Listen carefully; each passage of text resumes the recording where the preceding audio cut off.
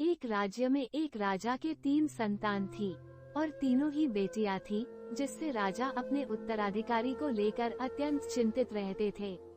परंतु वे अपने सभी बेटियों से बहुत प्यार करते थे। प्रायः दुश्मन राज्यों की बुरी नजर हमेशा रहती थी, क्योंकि कोई उत्तराधिकारी नहीं था। एक दिन अचानक इसी तरह का आक्रमण होता है। सेनापति से राजा को पता चलता है कि दुश्मन राज्य ने उन पर आक्रमण कर दिया है और उनकी बेटियों को अगवा करके उनके राज्य पर कब्जा करना चाहते हैं। सुरक्षा की दृष्टिकोण से राजा सेनापति को आदेश देते हैं कि वे सभी तीनों पुत्रियों को लेकर जंगल में चले जाए। सेनापति ने वैसा ही किया। जंगल में काफी दूर चलने के पश्चात राजकुमारियों को भूख और प्यास लग जाती है। वे सेनापति को कुछ खाने पीने की व्यवस्था करने को कहती है। सेनापति चले जाते हैं। काफी वक्त बीत जाने के पश्चात भी जब सेनापति वापस नहीं लौटते तो तीनों राजकुमारी उन्हें ढूंढने के लिए जंगल में काफी दूर चली जाती है, परंतु कोई खबर नहीं मिलती है। थक हार कर वे वापस पहले स्थान पर आ जाती है। अब शाम का अंधेरा हो जाता है और उनकी आंख लग जाती है। वे अभी सो ही रहे थे कि इतने में छोटी राजकुमारी को कदमों की आहट सुनाई पड़ती है, जो उन्हीं की तरफ बढ़ रही थी। गौर से देखने पता चला कि 3 लोग परछाई उनकी तरफ बढ़ी आ रही है। राजकुमारी ने अपनी दोनों बहनों को भी जगा दिया।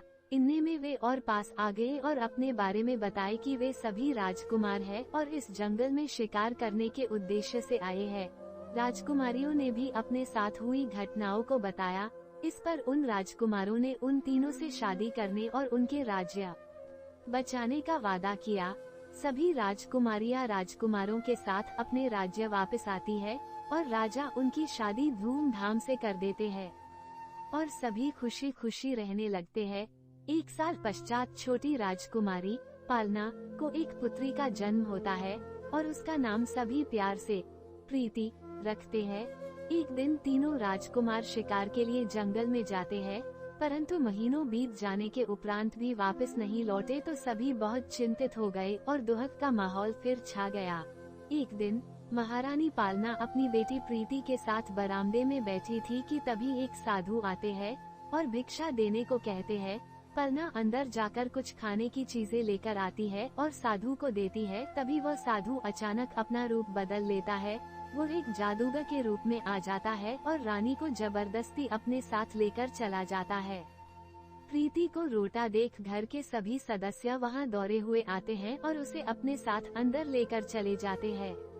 अब प्रीति का ख्याल उसकी मासियां रखती है। समय धीरे धीरे बीतता है और अब प्रीति 12 साल की हो गई है। एक दिन वह अपनी मासियों से कहती है कि वह अपने माँ व बाकी लोगों को ढूंढने के लिए जंगल जाना चाहती है, लेकिन सभी मना कर देते हैं। काफी जिद करने के बाद उसे इस वादे के साथ जाने देते हैं कि वह केवल 1 महीने तक ही उन्हें खोजेगी और अगर फिर भी नहीं मिले तो वापस महल लौट आएगी। प्रीति शर्त मान लेती है और घोड़े पे बैठकर चली जाती है। जब वह जंगल में कुछ दूर चलती है कि तभी एक बूढ़ी औरत उसे मिलती है। वो उस औरत से अपने घर के लोगों के बारे में पूछती है, जिस पर वह औरत उसे समझती है कि उसे यहाँ नहीं आना चाहिए था, ये काफी खतरनाक इलाका है, उसे यहाँ से वापस लौट जाना चाहिए। इस पर प्रीति हैरानी से पूछती है कि आखिर क्यों। वह औरत उसे सारी कहानी बताती है। ये जादूगर शैतान सिंह का इलाका है और उसी ने तुम्हारी माँ को शादी के वजह से कैद कर रखा है। वह सभी बाकी लोगों को भी पत्थर बनाकर गुफा में कैद कर रखा है। प्रीति उस औरत से विनती करती है कि वो उसे उसकी माँ व सभी को छुड़ाने में मदद करे। वो औरत उसे अपनी बेटी बनाकर जादूगर शैतान सिंह के गुफा में उसे दाखिल करा देती है। वो पहुंचकर वो खिड़की से एक कमरे में अपनी माँ को जंजीरों में कैद देखती है और आवाज देती है। उसकी माँ पालना उसे देखकर पूछती है कि क्या वो उसकी बेटी है। प्रीति कहती है, हाँ मैं ही तुम्हारी बेटी हूँ और आपको घर ले जाने आई हूँ। इस पर रानी कहती है कि यह आसान नहीं है और सारी बातें बताती है कि जादूगर उससे शादी करना चाहता है। उसकी बात न मानने के कारण उसे इस प्रकार से कैद किया हुआ है। प्रीति कहती है कि माँ आप उसकी बात मान जाओ और उससे उसकी कमजोरी का पता लगाओ, और प्रीति चली जाती है। अगले दिन जब जादूगर आता है तो पालना उससे कहती है कि वो उससे शादी के लिए तैयार है, लेकिन कुछ शर्तें हैं। जादूगर क्या?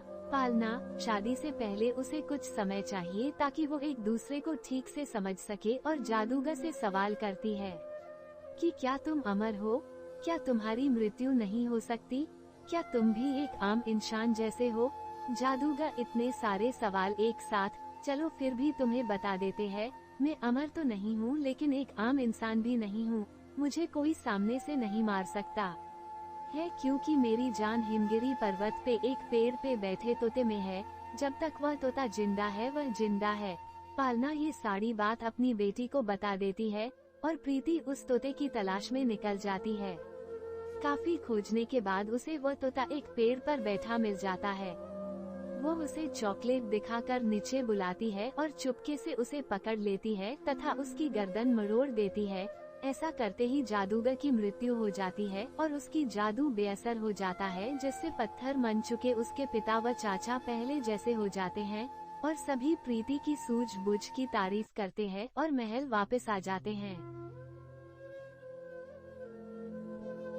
रोज नई कहानी सुनने के लिए चैनल को सब्सक्राइब करें और कमेंट में बताइए कहानी कैसी लगी। धन्यवाद।